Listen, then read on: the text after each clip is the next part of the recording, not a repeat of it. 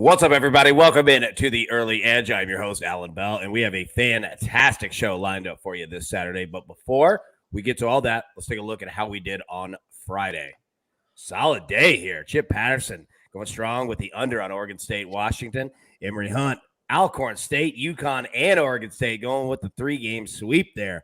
Maestro 1-1. Raptors hit that. Desmond Bain close, got up to 19.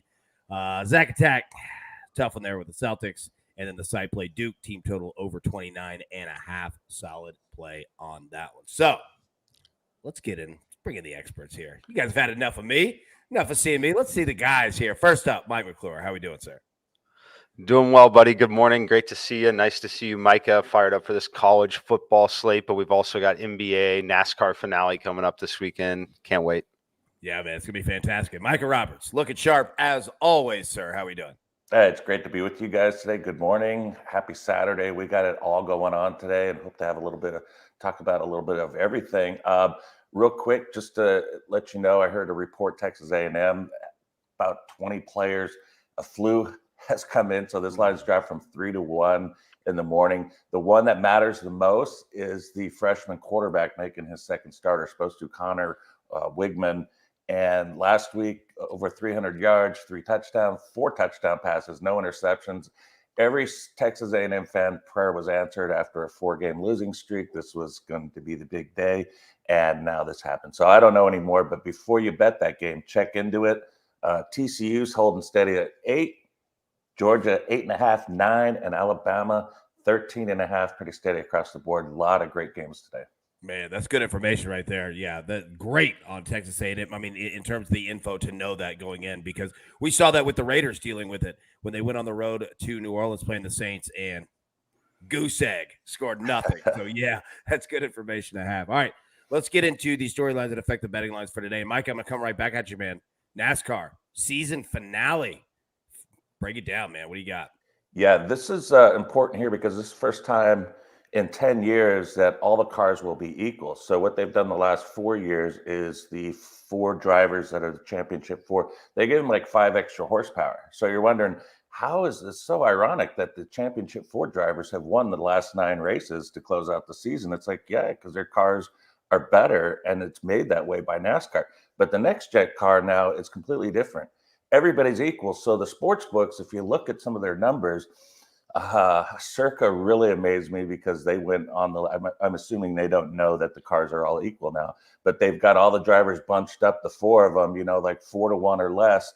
And then they've got like Martin Truex Jr. at 60-1. They've got all these really good drivers. Tyler Reddick, 60-1. Reddick was second or third at Phoenix in the spring race. Truex was really good at Richmond and New Hampshire, his last 2 races, which are similar tracks that I used to handicap Phoenix. So a lot of different changes, a lot of opportunities to catch one of these drivers that has been running well, that is outside of the playoffs, but could, have one more last chance at glory. And the prices are really, really good. So I encourage you to look at that and check that out there. I've got some wagers on Truex and Reddick and Blaney. Blaney was really fast in practice, 18-1 on Ryan Blaney to win. So good luck on that. I love it, man. Now, our man Trent Wade, he's got one play. See what you think about it. Joey Logano over Elliott at plus 130. What do you think about that? Yeah, I like it just because of, like I mentioned, the similar tracks, Richmond and New Hampshire. And Logano was a little better on those types of tracks this season altogether. So I think he comes in a little better prepped as far as his team is, as far as setting up his car perfect for the flat mile to 3/4 mile track, and he should be good in this race. And you get plus money on it. So, I mean, that would be good value to me, even at minus 110 or even. So if you can get plus 130 on that matchup, you're basically, it's a luxury tax on Elliott because he's popular. So he's going to be more bet in this race, I believe. But I think that's a smarter way to go, taking the plus money with Logano, who's been better on these types of tracks. I love it, man. I love it. All right. Let's get into our plays for today. But before we do, let's take a quick break and hear from one of our partners. And we are back. All right, M Squared, you're our leadoff hitter, man. We got a big one today. Tennessee at Georgia. And not only that, but we literally get, even I get a ton of tweets asking me to ask you about first quarter unders, first quarter plays, which is our favorite thing on every Saturday show. And you got the biggest game and a play on that. Go ahead, just let you rip, man. What you got? All right. Yeah, it's a first quarter under AB, and we're going to Tennessee, Georgia here. Tennessee on the road. Look, it's never fun. It's never comfortable sweating a first quarter under in general, especially not with a high-powered offense like Tennessee and the efficiency on the Georgia side. However, I like the under 14 here, minus 110. That's the price I'm playing. You can pay up to minus 140 for 14.5 if you really want to. I personally would recommend against that. But anyway, Georgia, here's the deal with them defensively. I think that they're talented enough, at least until they're tired, which won't be in the first quarter, to get away with a 3-man rush, which is going to allow them to have a permanent spy on Hendon Hooker, allow them to do some delayed blitzing. I think that's going to limit Tennessee's ability early in this game.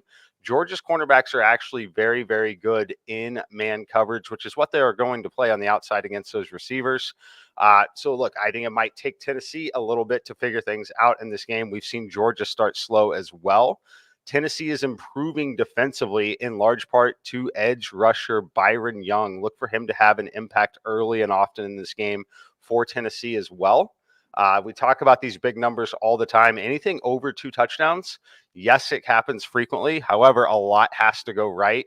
It doesn't take much to go wrong. One miscue on a drive that doesn't lead to points is probably all it's going to take, considering Georgia's motivation here is likely methodical long drives to keep Hendon Hooker on the sidelines. Give me the under 14 in the first quarter. Dude, you just nailed that breakdown 100% correct. Like, that's exactly what Kirby's going to do, especially early. Like, 2004 AFC Championship game, essentially what Bill Belichick did. Dude, yep. Try to get at you right there, man-to-man on the outside. Let's see what you could do. Don't think you could do it. That's a perfect breakdown. Love that play by you. All right, my man.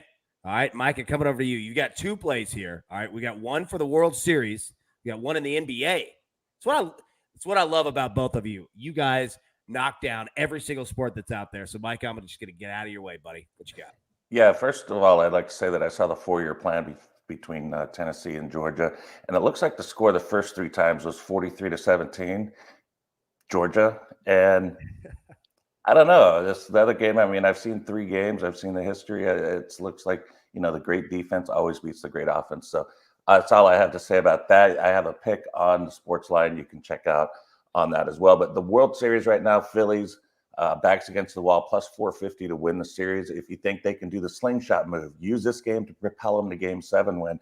And I think they can. And I think it starts with Zach Wheeler. He's got to have one of those moments. This is his defining moment of his career, I think, if he wins.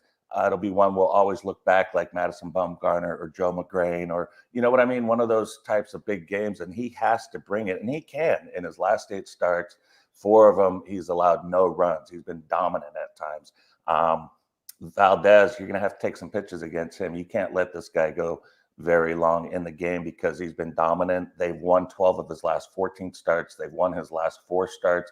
And in those 2 of them, he allowed no runs. So you got to get that guy out there and take your chance with the best bullpen in baseball. Sounds tough, but I think it's going to be a low-scoring game. I think the Phillies are going to win and, again, slingshot themselves with some momentum into Game 7. And it looks like, what do we got? Nola. I don't know who the other guy is for the Astros expected. But Nola and the bullpen. And, yeah, I like the Phillies' chances there. So little value to me taking plus 450 to win the series as well. Backs against the wall. And also, let's go to the NBA now. Pelicans on a back-to-back night, first time in the NBA. They've been alternating wins and losses their last 7.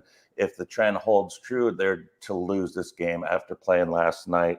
And it was against Golden State at home, so they had to travel as well.